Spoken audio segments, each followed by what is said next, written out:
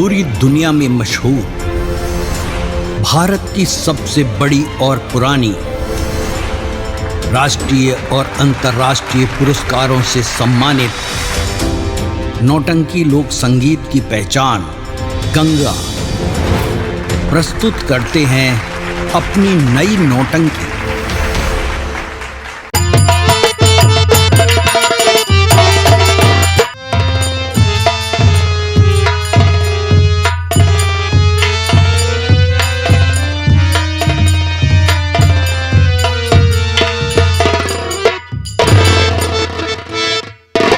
चेला बाबा बाप लागे।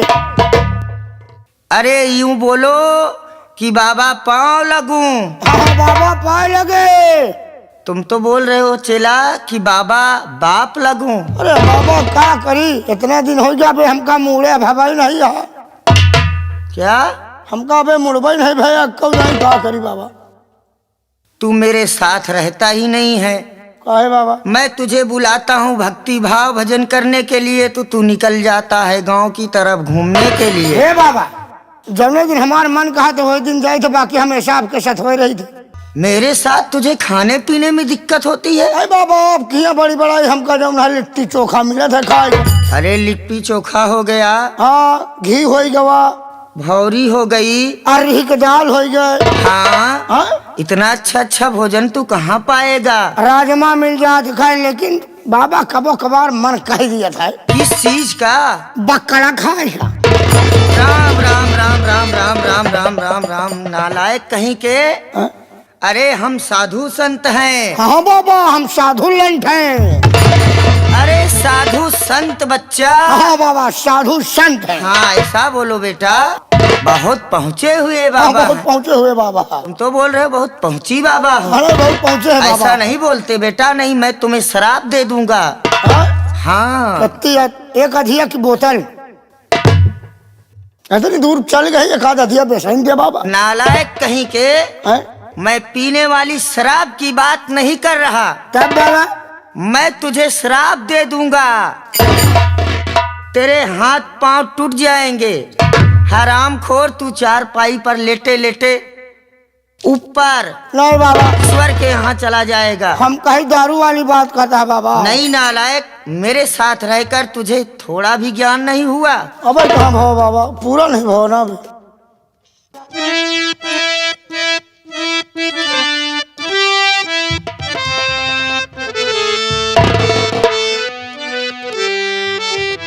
काहे प्यारी तोरी पाती रे बासेवा, काहे प्यारी तोरी पाती रे बासेवा, काहे प्यारी तोरी, काहे प्यारी तोरी पाती रे बासेवा, काहे प्यारी तोरी पाती रे बासेवा।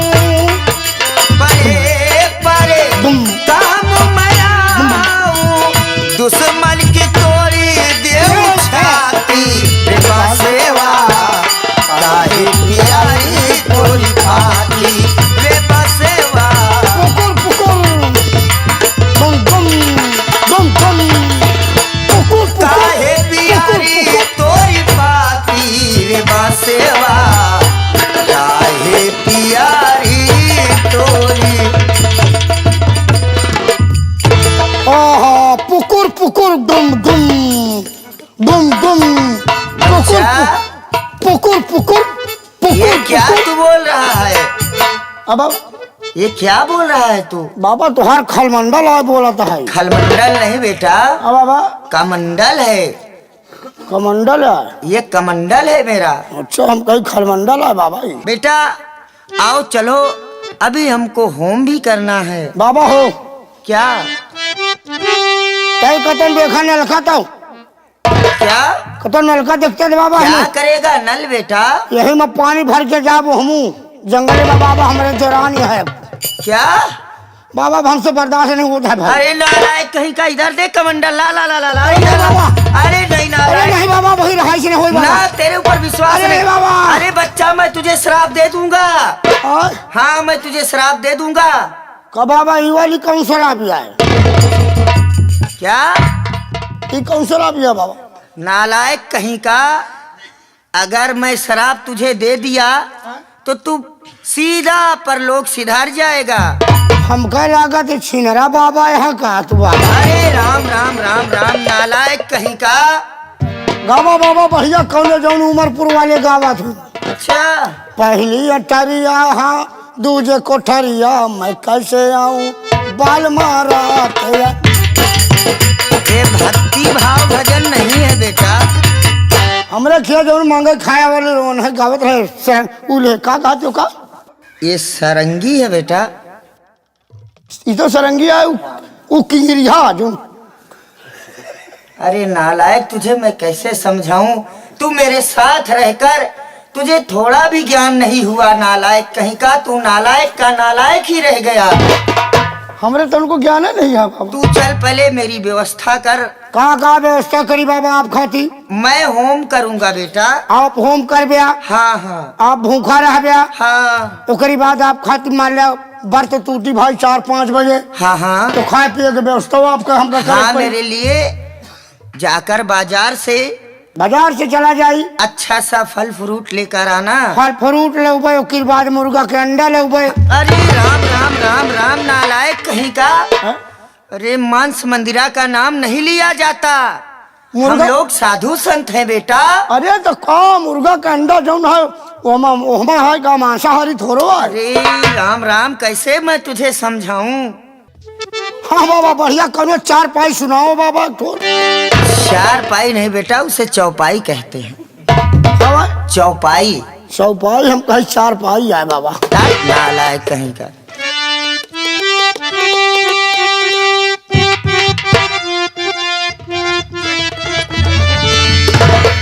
बाबा बाबा के बाबा तोहरा संग जाई भंवरवा, के तोहरा संग जाई भंवरवा, के तोहरा संग जाई भंवरवा।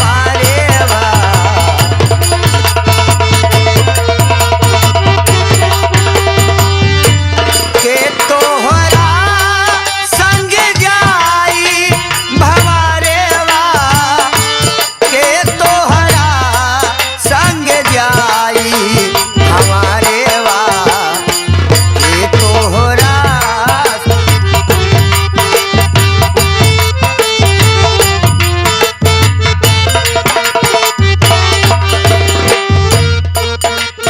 बाबा ओह ओह बाबा मीटर मीटर ओह दस हरी पकड़े कर में हरी रोवे, पाँव पकड़े कर भाई। ओह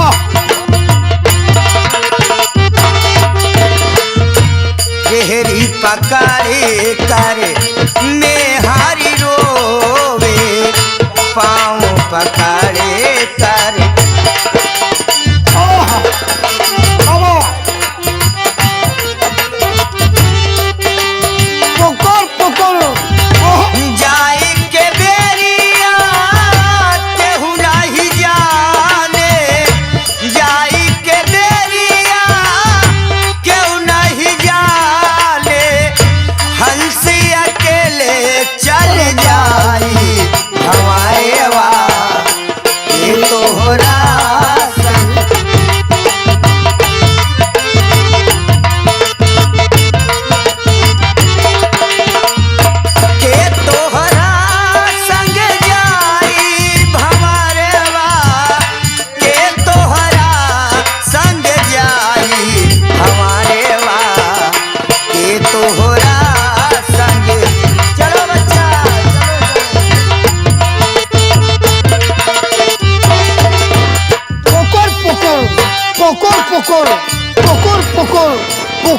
करो तुम।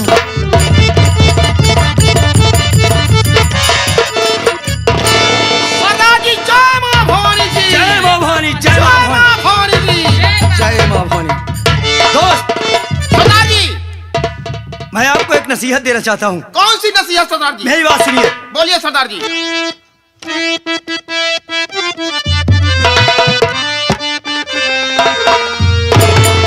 अरे सुनो साथियों गौर से, अब लगा कर ध्यान। बोलिए सरदार जी।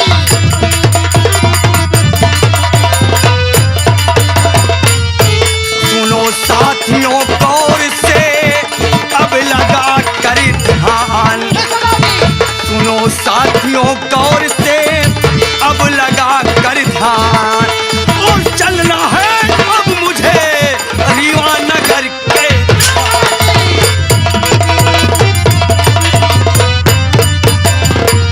रीवा नगर के धाम जहां जालिम आतंक फैलाया।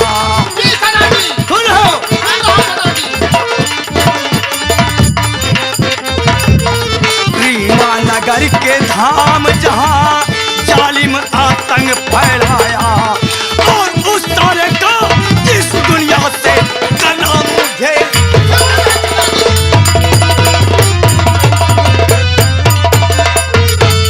उस साले का इस दुनिया से करना मुझे।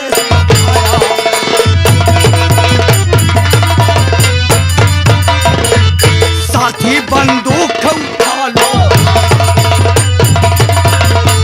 तो साथी बंदूक उठा लो, हाँ, और साथ हमारा निभाओ।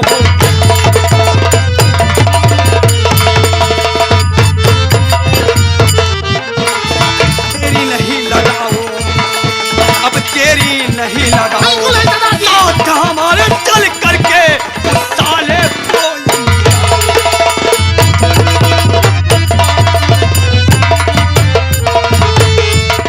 साथियों, सरदार जी। हमारी बात को ध्यान देकर सुनो। जी सरदार जी बोलिए। जिला रीवा में हाँ जालिम आतंक फैला रखा है। हाँ। जालिम जमींदार जो है जी जी। गरीबों को सता रहा है। हाँ हम किसी को सताते हुए देख नहीं सकते। बिल्कुल नहीं सरदार जी। हमारा कहना है कि अगर गरीब को कोई सताएगा तो उस साले को इस धरती पर जिंदा नहीं रहना है। नहीं रहेगा सरदार जी। क्योंकि गरीबी झेलकर हम गुजरे हुए हैं। बिल्कुल सरदार जी। मेरे दिल पर बीता हुआ है। जी सरदार जी। इसलिए अगर गरीबों को जो भी सताएगा उस साले को हम मिट्टी में मिला देंगे। बिल्कुल ठीक सरदार मेरे जी। साथ चलिए जिला रीवा, चलिए सरदार जी। चलकर उस साले से बदला चुकाएं। बिल्कुल ठीक सरदार जी। चलो मेरे साथ। जय मां भवानी जी।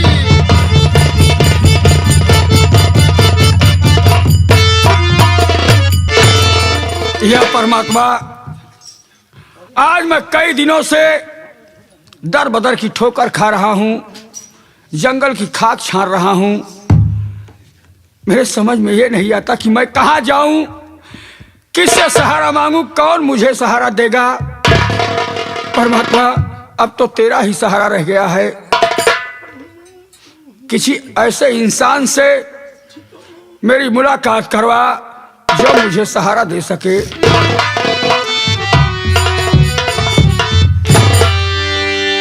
नैया सागर में पड़ी हो, नैया सागर में पड़ी, नैया सागर में पड़ी। खेवा बलदाऊ के भैया नैया सागर में पड़ी।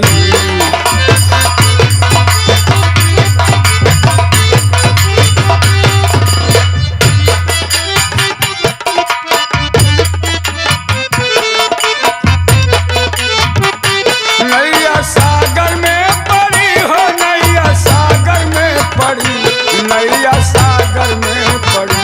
खेवा बलदाऊ के भैया नैया सागर में।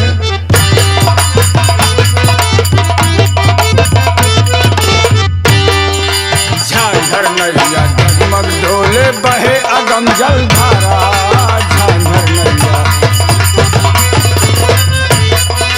बहे अगम जल धारा बाबू, बहे अगम जल धारा, बहे अगम जल धारा बाबू।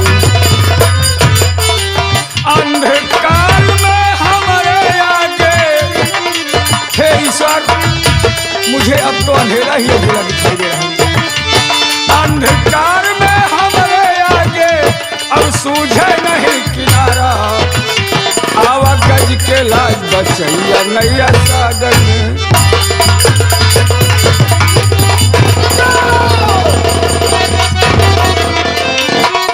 अरे कहो नाम क्या है, कहाँ है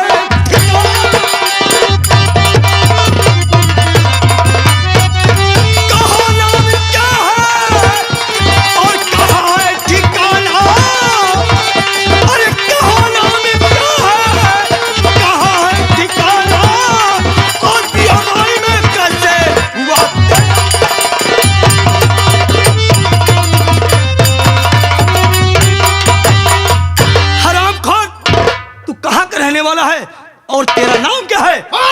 यहाँ आकर के क्या कर रहा है?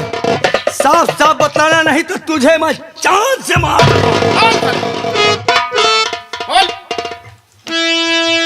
जान से मारने से पहले आपने प्रश्न किया है, उसका उत्तर ले लीजिए।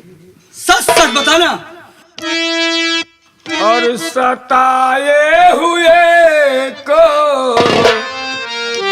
सताते हो भैया,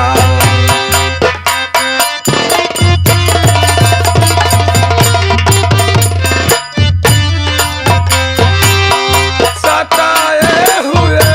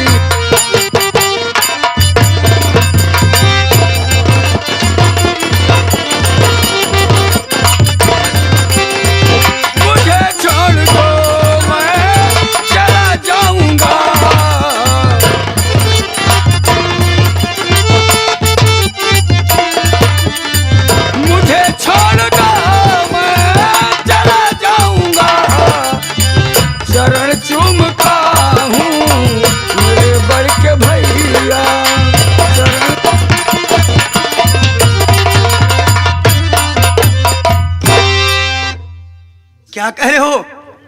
तुम्हारा नाम क्या है और कहाँ के रहने वाले हो? तुम साफ साफ मुझ से बताओ। मैं कहाँ का रहने वाला हूँ और क्या नाम है? हाँ साफ साफ बताओ, वरना यहाँ बेमौत मारे जाओगे।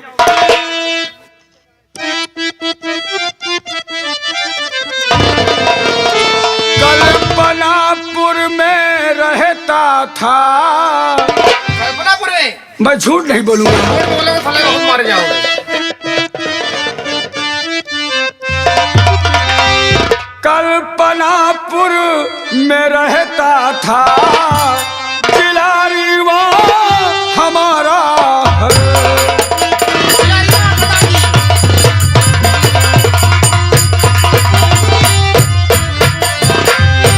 कल्पनापुर में रहता था, जिला रीवा हमारा है, और नाम है रोहित मेरा।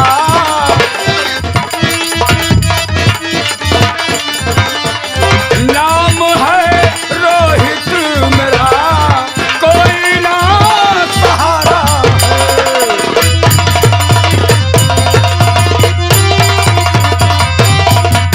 पिता माता गए सुरधाम। सुन रहे हैं ना आप? सुन रहा हूँ, साफ साफ बोलो।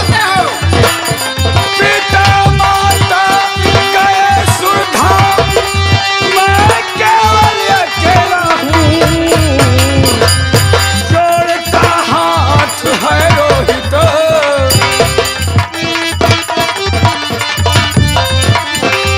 जोड़ता हाथ है रोहित, चूमता चरण तुम्हारा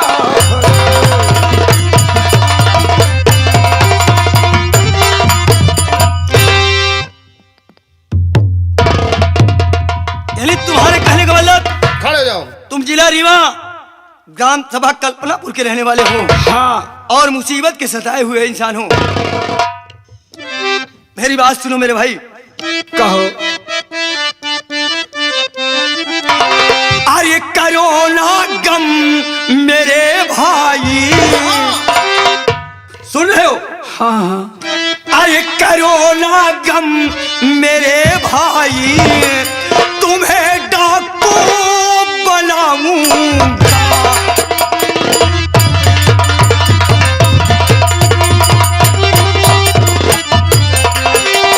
करो ना गम मेरे भाई, तुम्हें डाकू बनाऊंगा। और सताया है तुम्हें जिसने, सताया है तुम्हें जिसने, उससे चलकर सताऊं।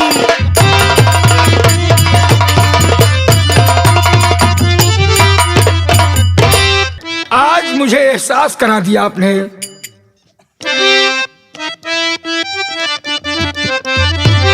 और किया है साथ में मेरे जो एहसान भारी है।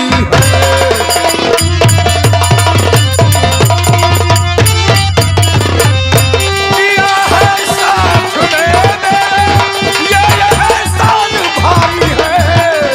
और रहूं ता उम्र तक, रहूं ता उम्र तक आपका आभारी है।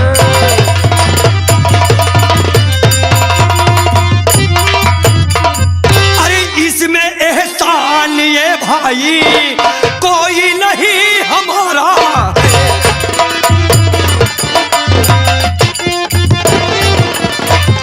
इसमें एहसान ये भाई कोई नहीं हमारा है।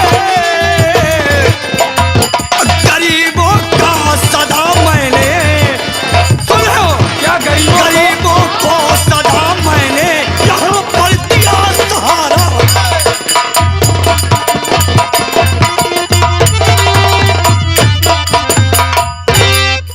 दोस्त, इस गिरोह के सरदार हैं। हाँ, मेरा नाम डाकू दयामान सिंह है। डाकू दयामान सिंह यानी दया जैसा नाम है वैसा मेरा काम है। कोई भी अगर गरीब इंसान आता है उसे मैं शरण देता हूँ। आपने कहा कि तुम सताए हुए इंसान दिख रहे हो। बड़े भैया, आप जानना चाहते हैं मैं किसका सताया गया हूं, किसने मुझे बर्बाद किया? आप जानते होंगे, जमींदार जालिम सिंह का नाम सुना होगा, जिसने मुझे बर्बाद कर दिया। मैं कहीं का नहीं रह गया। क्या जालिम सिंह? हाँ, अरे उसे जालिम सिंह के लिए तो ये मैंने हथियार उठाया है और मैंने कसम खाया है उस जालिम सिंह को जब तक मिट्टी में मिला नहीं दूंगा तब तक चैन की सांस नहीं लूंगा। और जालिम सिंह ने सोते में मुझे न जाने कैसा पॉइजन सुंघवा दिया और चारपाई पर मैं अपने बाबूजी के साथ लेटा था। सोते समय वो मुझे उठाकर अपनी हवेली ले गया और जब मैं होश में आता हूं तो देखता हूं कि मैं उसकी हवेली के एक कमरे में मेरे हाथ मेरा पांव सब बंधा हुआ और मैं जमीन पर पड़ा हूं। फिर एक लड़की जिसका नाम कविता था, जो उसके घर की नौकरानी थी, माँ बेटी उसके यहाँ रहती थी, उसी ने मुझे सहारा दिया, मेरा हाथ खोला, मेरा पांव खोला और भागने में मेरी मदद की। अन्यथा आज ये रोहित आपके सामने जीवित न खड़ा होता, ना आपसे बात कर पाता। मेरे दोस्त, तेरी वजह से कहीं वो बेचारी लड़की न सताई जाए, इसलिए मेरे दोस्त देर मत करो, उठा ले हथियार और खा ले मुंह भौरी की कसम कि जब तक उस हरामजादे को इस दुनिया से मिटा नहीं दोगे तब तक चैन की सांस नहीं लोगे।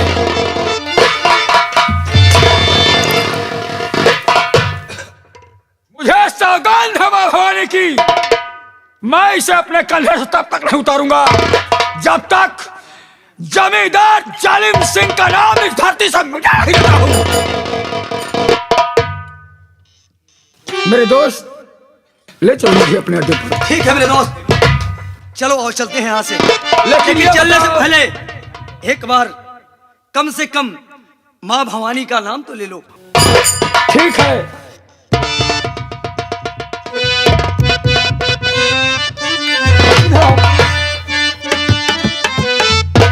क्या ये जो इस समय आपने गिरोह के अंदर प्रवेश किए हैं, हाँ, इनका नाम शमशेर सिंह रख दिया जाए तो ठीक नहीं है? ये तो बहुत अच्छी बात है, ये नाम बिल्कुल सही है। ऐसा है रोहित, आज से समझ लो रोहित मर गया, आज से रोहित मर गया, आज से एक नया नाम होगा तेरा, आज से तेरा नाम होगा शमशेर सिंह, डाकू शमशेर सिंह। ठीक कहा मेरे यार, मिटा दूंगा मैं जालिम सिंह की हस्ती को, उसे बर्बाद कर दूंगा, और उसने मुझे बर्बाद किया है तो मैं उसको बर्बाद करूंगा।